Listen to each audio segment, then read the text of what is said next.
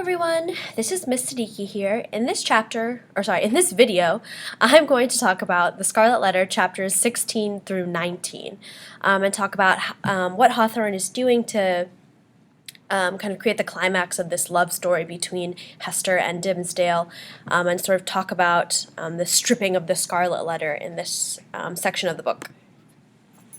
So, in chapter 16, Hester is on a mission to find Dimmesdale. She's worried about the impact that Chillingworth is having upon him, and she knows that maybe finding him in private might not be the best idea because of Chillingworth, and maybe also because of the townspeople, though they probably wouldn't suspect anything, obviously, because Dimmesdale is their beloved, sinless minister.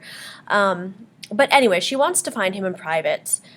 So she knows that he's kind of known for taking these long walks, which, as we know, is sort of Dimmesdale's cathartic process for coping with his sin.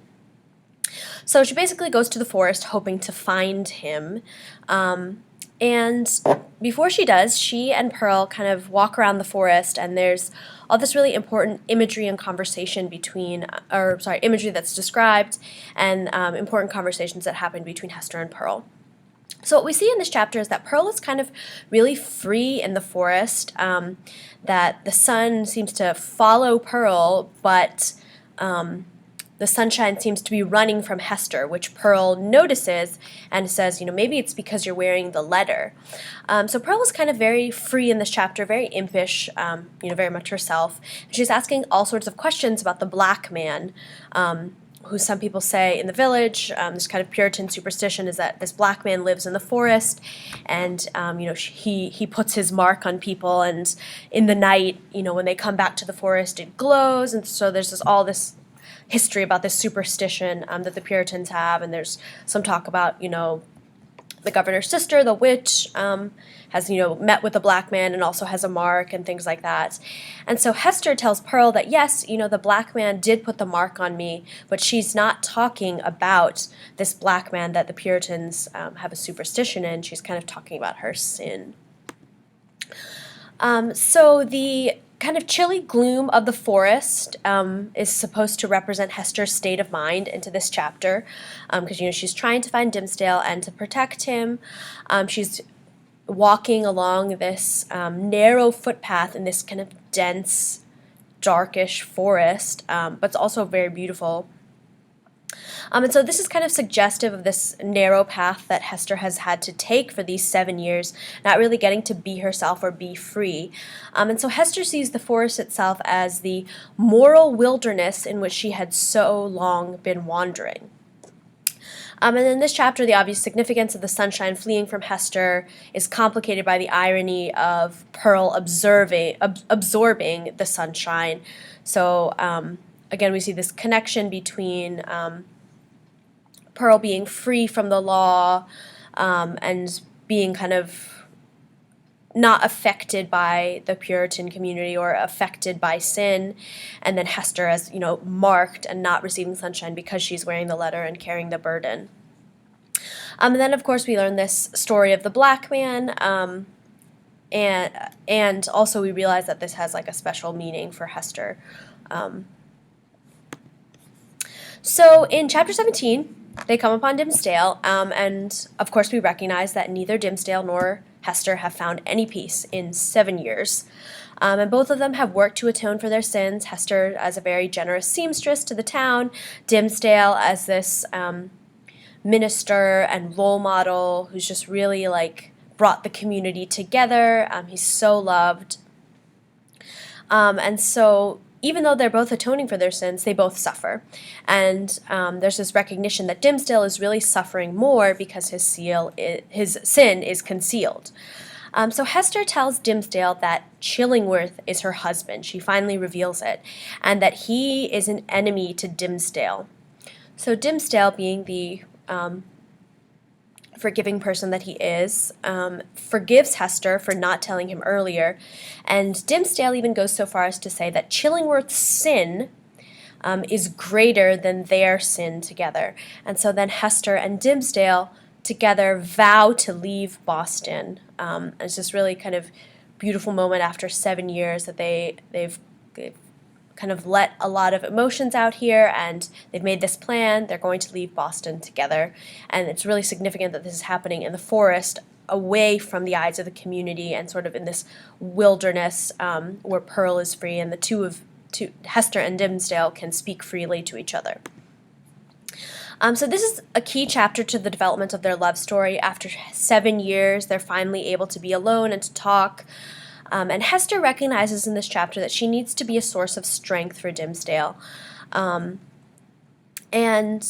Dimmesdale, in this chapter, we see him as a man and not just as a minister, and that his passions are not always under control. Like we heard him scream in the other chapter, and then here Dimmesdale's cry of despair and appeal for help from Hester kind of humanizes him for us and makes him a more believable character for us, because he's been suffering so quietly for so long, and we could see from Hester keeping secrets about Dimmesdale that she still felt passion for him, but we didn't really see that so much from Dimmesdale, except in the sense that he was being weighed down. But it was hard to tell if he was just weighed down by the sin, but now we also see that it's like he's weighed down by not being able to be with Hester, or to do and have what he wants. So in chapter 18, we see that Hester is this woman of independent mind and strong passions. She's never been a part of the Puritan society for these 7 years, and she has this strength and assurance that they can build a new life together, that they're going to have this great life together, and so in this kind of feeling of surge and joy after so many years, Hester decides to remove her letter and her cap, and then as her rich and dark hair falls to her shoulders, this sunshine breaks through the forest, and we see Hester's youth and passion and beauty, which she had all at the beginning of the novel, when she was walking upon the scaffold. It was described that she was so beautiful. All of this seems to return, and all of this kind of was hidden away for so long as she was, becoming colder, and her personality was changing as a result of being ostracized. So all of this kind of seems to break free in this chapter. Now, of course, we know that there are obviously going to be emotional consequences for this 7 years of not actually being a member of society and being with Dimmesdale or anything, but this moment is really important because it shows the freeness of Hester. So in this chapter, Dimmesdale is a little bit afraid that Pearl may not like him, and Hester says, having a father will help her straighten her out. And Pearl's just so wild in the village, but in the forest, she seems like, this is her element. And the forest, as though recognizing Pearl's nature, kind of takes Pearl in. Like the animals don't run from Pearl, the wildflowers seem pleased when she gathers them to decorate her hair and dress, and Pearl just seems very at home in the forest, and the forest seems to really want to make Pearl at home.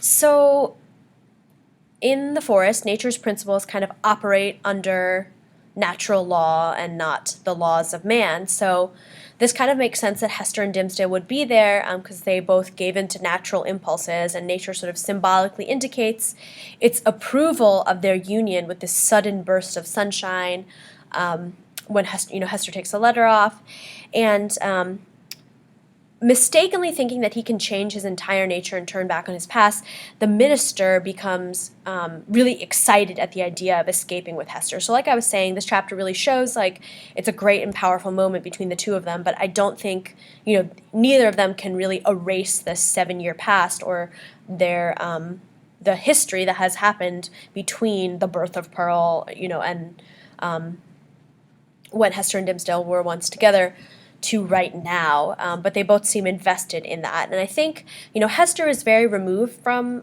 the community, but Dimmesdale is not. He's integrated, he's celebrated.